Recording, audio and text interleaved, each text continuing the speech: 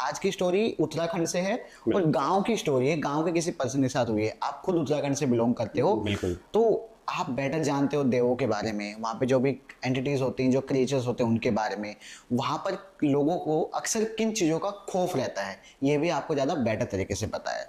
तो मैं यही चाहूँगा कि बहुत ही रो तरीके से हम लोगों को वही चीज़ें बताएं, वही एक्सपीरियंसेस शेयर करें।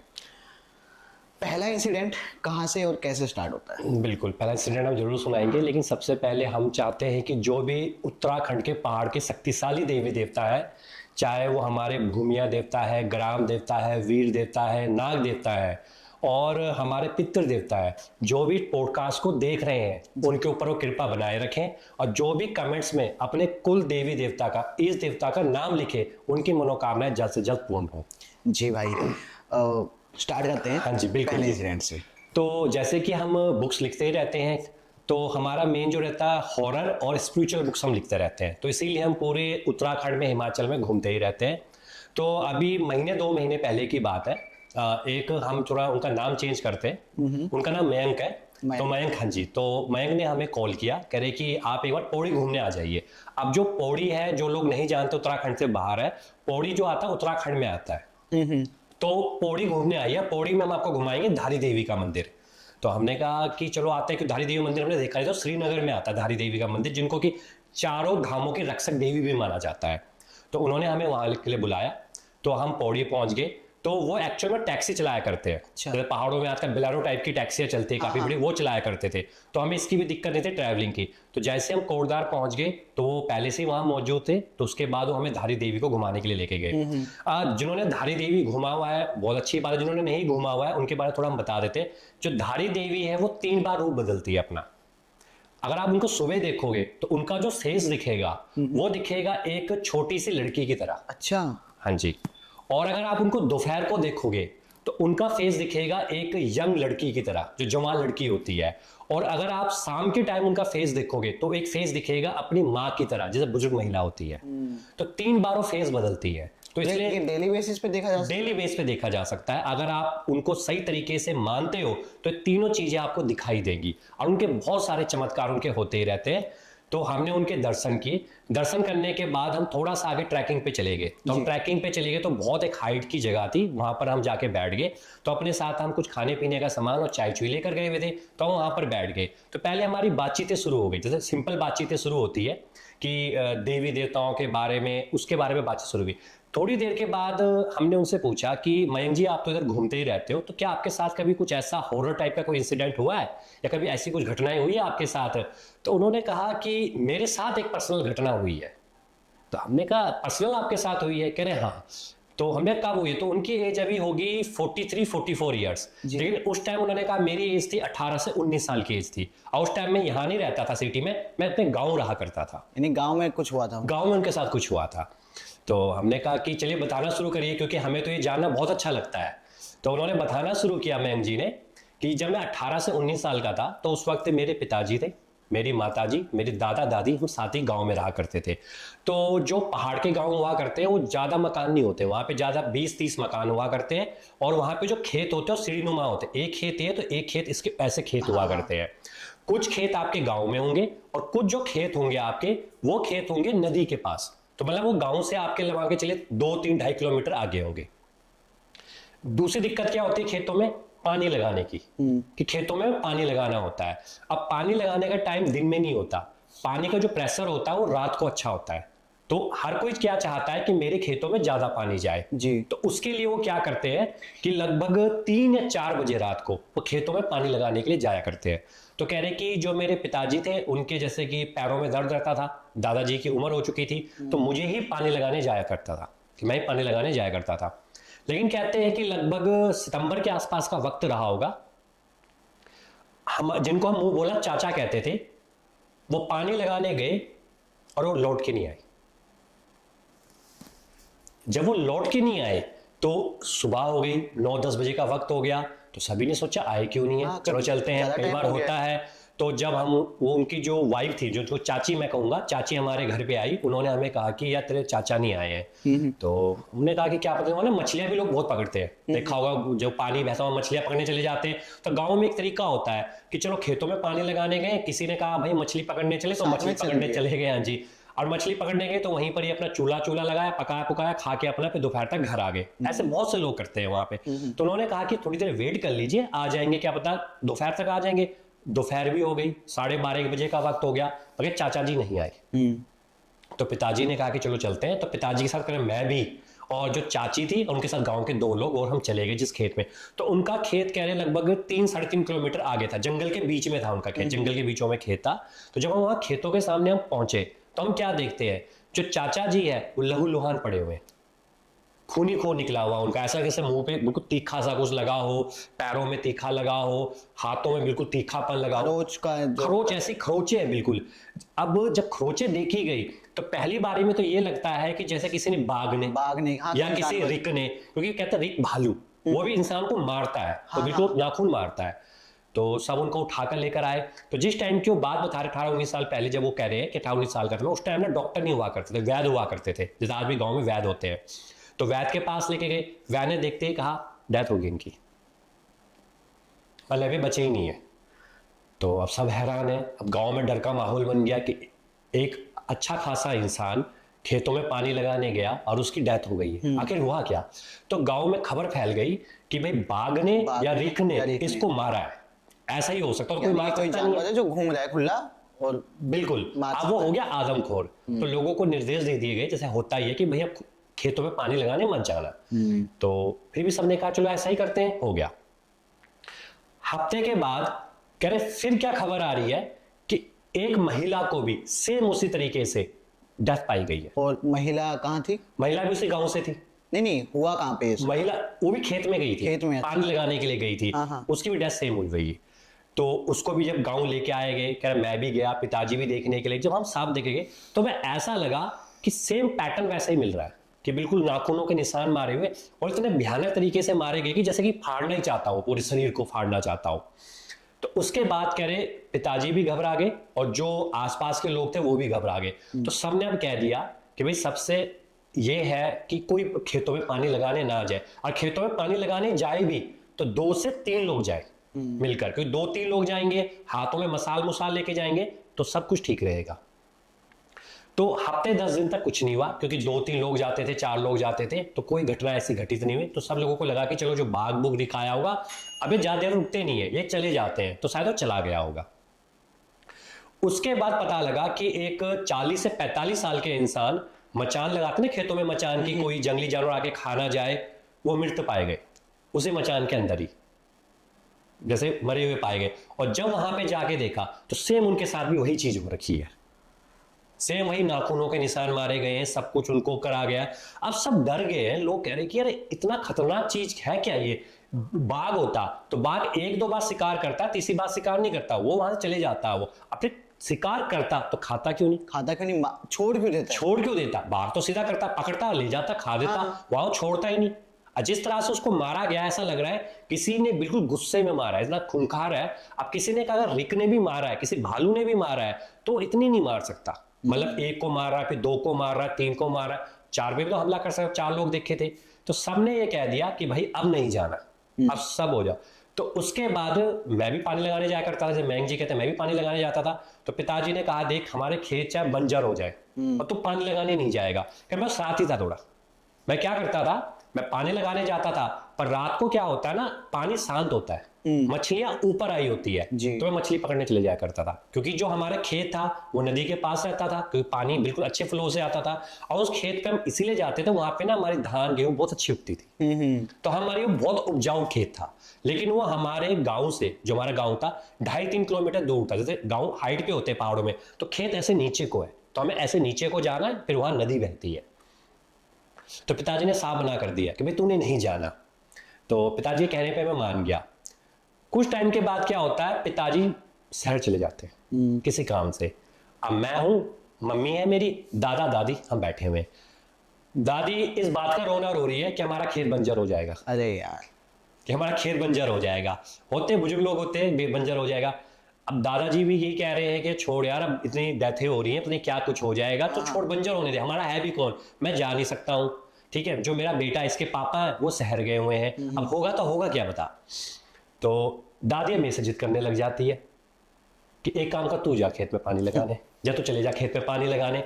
मैं शरारती तो था पर मैं डरता भी नहीं था इन चीजों से। मुझे लगता था कि ये चीजें होती ही नहीं है, डर किस चीज का, मैं तो हर बार जाता हूँ। तो मुझे तो मौका भी मिल गया था, पिताजी है नहीं है, तो मैंने सोचा मैं पक्का खेत में पानी लगाने जाऊंगा, अब तो पक्का जाऊंगा। पक्का जाऊंगा, मौका बहुत बढ़िया है। तो मम्मी ने मेरा समझाया, अब उस टाइम फोन तो होते नहीं थे, कह रहे कि चलो पिताजी को फोन कर दिया जाए कि भाई ये मान नहीं रहा है। तो माँ ने मेरा बहुत समझाया, मम्मी ने, कि भाई मत जा मत जा, पर मैंने कहा नहीं माँ, मैं तो जाऊंगा, मेरे को जाने दे, कुछ नहीं होता है, अब तो वैसे भी हमले उमले हो नहीं रहे, महीना 1.5 महीने का वक्त गुजर चुका है, कुछ तो हो नहीं रहा ऐसा। तो माँ कहते हैं जिद क्या क्या होगा क्या, जा ले तू, तो दिन में जा। तो मैं कहता दिन में जाके मैं करूंगा क्या, दिन में तो सबका पानी लग जाता है, दिन में तो पानी आएगा ही नहीं खेतों में। तो कह रहे एक काम कर, ठीक सुबह 5 बजे जा। मैं कह रहा मैं 5 बजे भी जाके क्या करूंगा, सबके सब तो खेतों में पहुंच जाते हैं, मैं जाऊंगा रात के 2 बजे, कि उस टाइम कोई नहीं होता खेत में और पानी का फ्लो भी बहुत अच्छा है। तो वो कहती है कि एक काम कर, अपने दोस्त समीर को भी साथ ले जा। हाँ, तो अपने दोस्त को भी ले जा। इतनी देर से मैं यही सोच रहा था कि हर कोई अकेला क्यों जा रहा है भाई, साथ में 2-3 लोग क्यों नहीं जा रहे। बिल्कुल, ये अच्छा आइडिया है वैसे, हाँ जी, साथ ले जाने कि वाला। साथ ले जा, कि समीर को भी ले जा। पहले तो कह रहे मैंने बहुत मना किया अपनी माँ को कि नहीं नहीं नहीं, फिर मैंने कहा जब मानी गई मैं समीर को भी बोल दिया। तो कह समीर भी मेरा बहुत अच्छा दोस्त था, तो मैंने समीर को बोला कि समीर जब पानी लगाने चले, और उससे डरता था, कह रहे हो एक नंबर का डरपोक इंसान था वो। उसने कहा भाई देख यार, मैं डरता वैसे ही हूँ, रात को तो 2 बजे ले जाने को कह रहा है, अब तेरा मुझे पक्का पता तो वहां पक्का मछलियां मारेगा, अब तो मुझे कल्ला खेत पे पानी लगाने छोड़ देगा, क्योंकि 2 बार तो ऐसे कर चुका है मेरे साथ, और इस बार मैं नहीं मानूंगा, कह रहे। तो कहता नहीं यार इस बार कुछ नहीं करूंगा, मुझे भी पता है, तो मेरे साथ चल। तो समीर कहता पहले मेरी माँ को मना, मेरी माँ तो भेजेगी नहीं। तो फिर मैं गया, मैंने उनको कहा कि मैंने कहा जी मान जाओ जी, तो उनको मैं मामी कहता था, मैंने कहा मामी जी मान जाओ, ले चल मैं ले जाता हूँ। कहता यार मत ले जाए, इतने खतरे हो गए, 3 डेथें हो चुकी हैं, बहुत दिक्कत है। कह मैं ले जाऊंगा, कोई दिक्कत नहीं आएगी, इसको मैं साथ ही रखूंगा इसको अपने। फिर भी वो मान जा। अब कह रहे हो क्यों मान गई, कहते हैं स्वार्थ होता है, उसका खेत भी 2 खेत छोड़ के उसका खेत भी था, आपके खेत में पानी लगा, आपके खेत में पानी लगा देगा। तो उसने कहा जब उसके साथ जा ही रहा है मैं के साथ, तो एक काम करियो, उस अपने खेत में भी पानी लगाती हो, और यही खेत पे पानी लगवा देगा तेरा। तो समीर भी मेरे साथ हो गया। तो जाने से पहले जो मेरी माँ थी उसने कुछ रोटियां बांधी थी, पहले रोटियां होती थी, रोटियां बांधी, रोटियों के ऊपर प्याज और नमक होता था जो गांव के पहले लोग खाते थे, और वो बांध बूंद के हमें उन्होंने दे दिया। और मयंक कहते कि मैं और समीर हम दोनों निकल गए, हाथों में हमने एक वो मसाल से ले ली, वह छिल्लू कहते हैं, छिल्लू, छिल्लू लोगों को पता नहीं होगा, बता देते हैं क्या होता है। एक ना पेड़ होता है, उस पेड़ में से गोंद सी निकल रही होती है, तो उस पेड़ में से लोग लकड़ी ले लेते थे, वो लकड़ी जलती रहती है। अच्छा, आप उस लकड़ी को एक मोमबत्ती मान सकते हो, और वो धीरे धीरे जलती है, लेकिन मसाल की तरह, मसाल की तरह होती है, वो ऐसी होती है बिल्कुल एक ऑरेंज से कलर की होती है, तो उसको हम छिल्लू कहते हैं उत्तराखंड की भाषा में। तो उन्होंने दोनों छिल्लू पकड़ लिए, टॉर्च तो हम हुआ करती नहीं थी, और छिल्लू पकड़ के चले गए, जलते जलते छिल्लू में पहुंच गए अपने खेतों में। नदी का पानी क्या है बिल्कुल शांत है, पूर्णिमासी की है, तो ऊपर चांद पूरा चमक रहा है, पूरा खेत हमें दिखाई दे रहा है, क्योंकि रात को पूरा खेत पहाड़ चमकते हैं। तो हम सबसे पहले मैं क्या करता हूँ, पहले हम जाते हैं, समीर कहता भाई देख तू पक्का धोखा देगा, पहले मेरे खेत में पानी लगा। तो कह रहे हम दोनों वहां जाते हैं, खेत में पानी लगाते हैं, और खेत में पानी लगाने के बाद मैं लौट के आ जाता हूँ फिर अपने खेत में। तो मैं समीर को कहता हूँ समीर एक काम कर, तू यहाँ पे बैठ जा, मैं पानी लगाता हूँ, 10 मिनट लगेंगे पानी लगाने में, फिर एक काम करेंगे मछलियां पकड़ेंगे, कि पानी हो रखा होगा शांत। तो कह रहा है तूने फिर वही काम करना है, तुझे मछलियां पकड़नी है। कह देख भाई इतने दूर आ रखे, अब मौका मिले ना मिले, पिताजी आएंगे मौका नहीं मिलेगा, मछलियां पकड़ के लेके चलते हैं, आराम से तू और मैं खाएंगे। तो समीर मान जाता है कि चल ऐसा ही करते हैं। उसके बाद होता क्या है, कह रहे मैं पानी लगाने लग जाता हूँ, मैंग का पानी लगाने लग जाता हूँ। मुझे कुछ ऐसा लगता है कि खेत के बिल्कुल दूरी पे, कुछ दूरी पे कोई बोरी जैसी चीज रखी है, बोरी जैसी कोई चीज होती है वो रखी हुई है, काले से रंग की, पूर्णिमासी रात तो चमक रहा है, तो काले से रंग की बोरी सी दिख रही है मुझे। तो मैं उस तब देखता हूं, पर मैं ध्यान नहीं देता। अब मेरा जो पानी था लेट के हुआ ना, पत्ते पुत्ते गिरे हुए थे, वो ऐसे नाली सी होती है ना पत्ते, तो मैं पत्ते हटाने लग गया। मैं पत्ते गिरे ताकि पानी का फ्लो अच्छे तरीके से है, तो मैं पत्ते पुत्ते हटा रहा हूं, और वहां पे जो समीर है वो बैठा हुआ है। अब मुझे वो लगा कि जो बोरी से मुझे दिखाई दे रही है वो ठीक मेरे पीछे है, अभी मेरे यहाँ थी सामने, और अब बिल्कुल मेरे पीछे आ गई है। अब मुझे डर लग गया। अब मैंने कहा ये जो बोरी से मुझे दिखाई दे रही है, या तो ये कोई जंगली जानवर है, क्योंकि वहां पे जंगली जानवर बहुत होते हैं, या ये कोई रिक है, क्योंकि रिक भी काले रंग का ही होता है, वो भी ऐसा ही दिखता है। वो भी ऐसा ही होता है। और मेरे दिमाग में वो तीनों मौतें घूमने लगी कि ऐसा ही कुछ हुआ था। आज तो भाई तेरे सामने है वो। बिल्कुल। और समीर बैठा हुआ है। अब मैंने कहा मैं इसको बताऊंगा, ये पहले डरता है, आज इसको मैं बताऊंगा चीखने चिल्लाने लग जाएगा, तो उसको बता के कोई फायदा नहीं है। तो मैं चुप रहता हूँ, यहाँ पे खड़ा रहता हूँ, कुछ नहीं होता। मैं अब चुपचाप और पलकों पे भी नजर वहीं है। अब मैं पीछे मुड़ के देखता हूँ, वहां बोरी नहीं होती कुछ भी, ऐसा कुछ है ही नहीं, वहां बोरी है ही नहीं है। तो मुझे लगा कि शायद यार मन का मेरा बहुत वहम हो रहा है, मैं वो चीजें बार बार याद कर रहा हूँ। तो मैं चुपचाप अपना निकाल रहा हूँ, और अब पानी हमारा अच्छा खासा फ्लो आने लग गया है। तो हम दोनों, मैं थक जाता हूँ। तो समीर यहाँ बैठ गया है, मैं खेत के इस तरह बैठ गया हूँ, ठीक है। तो अपनी रोटियां जो बांधी थी कपड़े में खोली, मैंने 2 समीर को दी, 2 मैंने अपने आप ली, और हम दोनों रोटियां खाने लग गए। अब मैं क्या देख रहा हूँ, जो जहां से पानी आता है, नदी आता है, जैसे ना खेत बने होते, खेतों में से पत्थरों से बाढ़ सी की जाती है कि ताकि मेरा खेत है या तेरा खेत है, बाढ़ होती है पूरी की पूरी। तो मैं क्या देखता हूँ कि खेत के बाढ़ के उस तरफ मुझे ऐसा लगती है कि कोई एक ऐसी चीज है जो खड़े होकर हमें झांक रही है। जैसे खड़े होकर झांकता है ना कोई चीज, तो खड़े होकर मुझे हमें झांक रही है। तो मुझे लगता है ये पक्का रिक या भालू है। ये रिक या भालू है, हो ही नहीं सकता, कोई चीज है, और ये हम दोनों को देख रहा है, और ये पक्का हम पे हमला करने वाला है। तो मैं चुपचाप कहने जाता हूँ समीर के पास। मैं कहता, समीर यार डरियो मत, तुझे मैं एक बात बताना चाहता हूँ। तो कहता, तुम डराइयो मत, तो डराता बहुत है तू हर बात पे। मैं तेरे को डरा नहीं रहा हूँ, मुझे लगता है ना हमारे आसपास रिक या भालू है। बड़े आराम से जाके बताया उसको। हाँ बिल्कुल आराम से, और वो अच्छा भी होता है, ऐसे ही बताना चाहिए जो डरता हो इंसान। तो वो समीर कहता है, तो झूठ बोलो, तो डरा रहा है मुझे। कह रहा मैं डरा नहीं रहा हूँ यार, तुझे मैं बताता हूँ। क्या डरा रहा है तू? कहते तू वहां देख, तू वो वहां देखता, वहां कुछ होता ही नहीं है, ऐसी कोई चीज ही नहीं होती। तो कहता, तू डरा रहा है ना मयंक, तू हर बार से डराता है मुझे, तभी मैं तेरे साथ नहीं आता हूँ कभी। तो वो कहता है मैं डरा नहीं रहा हूँ, मैं देख रहा हूँ। तो वो कहता है कि अगर है तो कहाँ गया, अगर होता तो यही होता ना। तो वो कहता है नहीं है। तो अब मयंक कहते हैं कि मुझे लगता है कि सर मेरा मन का वहम है, मैं कुछ ज्यादा ही सोच रहा हूँ। तो चुपचाप वहां पे जाके बैठ जाते हैं। यहां से अब समीर क्या कह रहा है, समीर मयंक के पास आता है धीरे से और कहता है, मयंक एक बात बताऊं तेरे को। कह रहे क्या करे? कह रहे पीछे ना मुझे कोई आदमी सा दिख रहा है। अब समीर कह रहा है, अब समीर कह रहा है कि भैया तेरे पीछे ना मुझे आदमी सा दिख रहा है कोई। तो मयंक कहता है, आदमी सा दिख रहा है? कह रहा हाँ। कह रहा भाई वो आदमी नहीं है, और रिक है। क्योंकि वो भालू ऐसे आदमी जैसा ही दिखता हो जब वो खड़ा होगा अपने आप पे, तो वैसी है। तो अब समीर कह रहा है उसकी हालत खराब हो गई है, अब वो रो रहा है, रोने जैसी हालत होगी उसकी। अब मैं कह रही कि मैं तो चुप था, डर मुझे भी लग रहा है, रोना मुझे भी आ रहा है, पर मैं चुप इसलिए कि मैं रोने लग गया तो पागल हो जाएगा रो रो कर, और फिर वो पक्का हमला करेगा। कि जब जानवर को लगेगा, उनके मन में ये था कि जानवर को लगेगा कि भाई अगर ये डर गए तो इन पे हमला जरूर होगा। तो मैं कहता हूँ यार कुछ नहीं होता, हम 2 हैं, 2 पे हमला नहीं करेगा, तू शांत रहे। तो वो कहता है कि ऐसा ही करते हैं हम। मैं कहता हूँ देख हम ऊपर तो भाग नहीं सकते, क्योंकि अब हमारा गांव ऐसे में है, अगर हम ऊपर की ओर भागेंगे ये हमें मारेगा, हम इधर को भागेंगे तो भी मारेगा। अब एक काम कर, उस टाइम घड़ी तो होती नहीं थी कह रहे, तो लोग ऊपर ही आसमान देखते थे। तो कह रहा मुझे लगता है कि हम निकले हैं तो 3:30-4 बजे के आसपास का वक्त होने वाला है, दिन खुलने वाला है। जैसे ही दिन खुलेगा उजाला होगा, जो भी ये रिक रुके भाग जाएगा, तो हम बच जाएंगे। तो यानी कि थोड़ी देर के लिए यहीं रहते हैं, शांति से इंतजार करते हैं। तो कह रहे कि समीर रोने लग गया था, मैंने उसको बैठाया आराम से और बैठ गए दोनों के दोनों।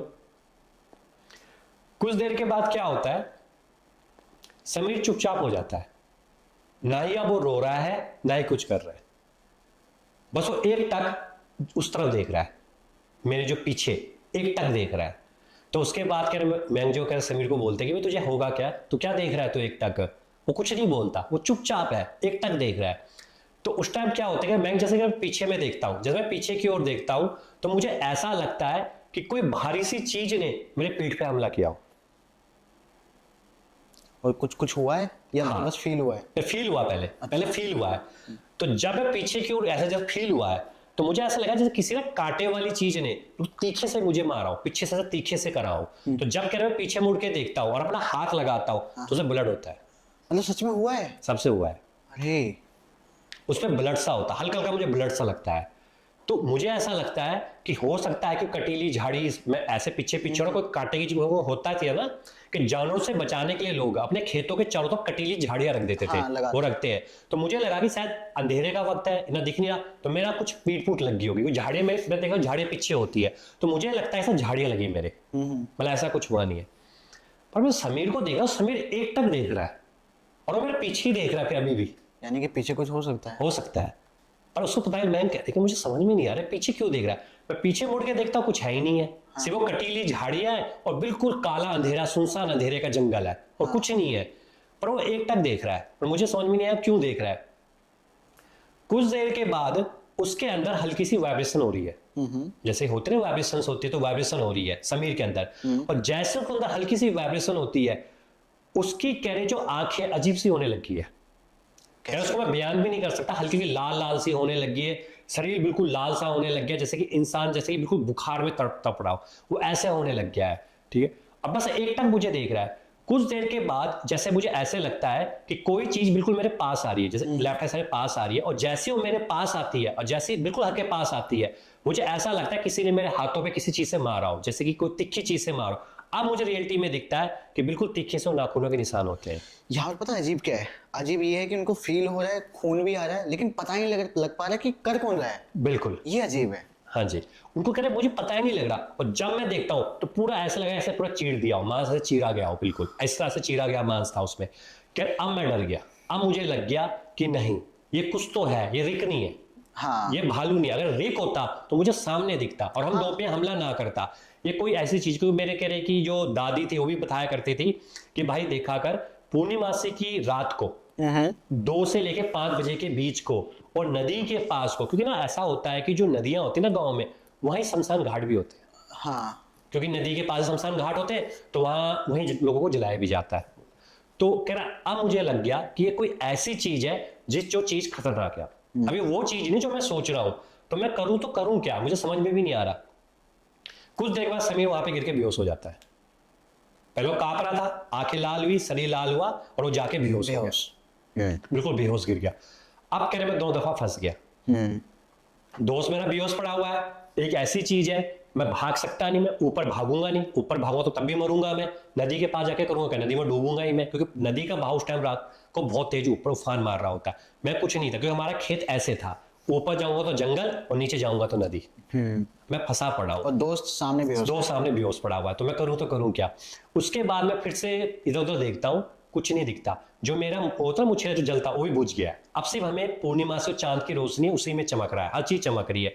अब मुझे डर लग रहा है और डर के कारण मैं थोड़ा खेत के साइड में हो गया हूँ। उसे कुछ समय के बाद मुझे ऐसा आभास होता है कि मेरे ऊपर से कोई चीज है, जैसे होता है ना ऊपर से, और जैसे ऊपर से आती है वो यहाँ से मारती है, इधर से ऐसे नाखून इस तरह से, तो यहाँ से ऐसा लगता है चिचोड़े नहीं मारते कोई, जैसे चीज मारता है बिल्कुल चिचोड़े से लगती है, और यहाँ पे बिल्कुल तिखे तिखे नाखूनों के निशान लगते हैं, जिससे खूनों के निशान आने लग गया।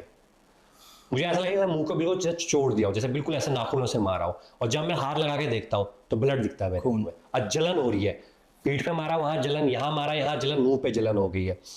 अब रोने लग गया हूँ, कह रहे मैं अब पहली बार लाइफ में रोया था, कह रहे अब पहली बार डरा था जीवन में। तो जब मैं इतना रोया ना, इतना चिल्लाने लग गया, मैं चीखने चिल्लाने लग गया, मैं गया था आज मैं खत्म हूँ, मुझे लगा मैं दोस्तों मर ही गया, क्योंकि तो गिर गया, मैं मर गया हूँ और अब मैं भी मर जाऊंगा। अब मुझे अपनी माँ की बात याद आने लग गई थी कि शायद पिताजी होते तो मैं आज यहाँ ना आता, और जो गांव में चीजें हो रही हैं ये सब ऐसे ही होती थी, इसलिए वो यही ऐसे ही हो जाता, तो दिखता ही कुछ नहीं था और चीजें होती थी। उसके आखिरी टाइम पे मैंने कहा अभी भी मैं चुप हूं, शांत ऊपर रो रहा हूं, मैं पीछे इधर देख रहा हूं, उधर देख रहा हूं, आगे देख रहा हूं, मुझे कुछ नहीं दिखाई दे रहा।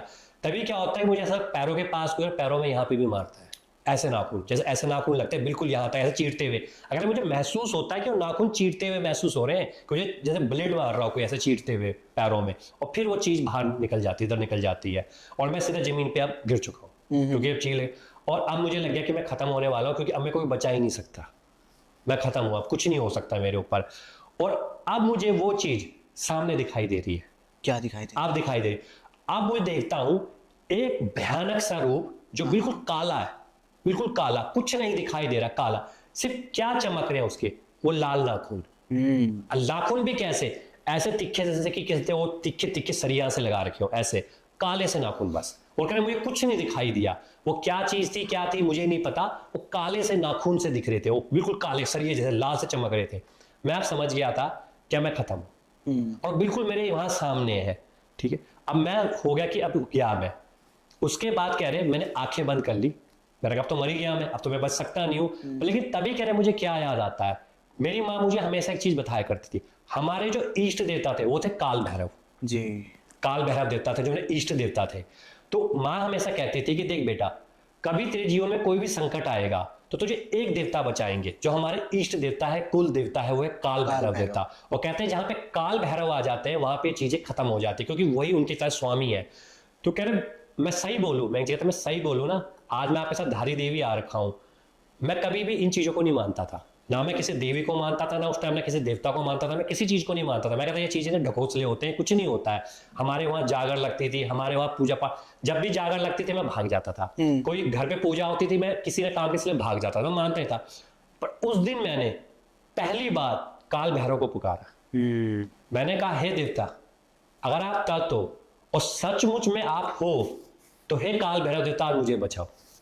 अगर आज आपने मुझे बचा लिया और मेरे दोस्त को बचा लिया तो मैं उम्र भर आपकी शरण में रहूंगा और आपकी भक्ति करूंगा और पूजा करूंगा। क्योंकि कहते हैं कि काल भैरव का जो मंदिर होते हैं वो बहुत ही अच्छे मंदिर होते हैं, और वहां पे वो तप मंदिर होते हैं। उत्तराखंड में कहते हैं कि जैसे कुमाऊं में न्याय के देवता है गोलू देवता, जी, गोलू देवता। और गढ़वाल में न्याय के देवता है काल भैरव।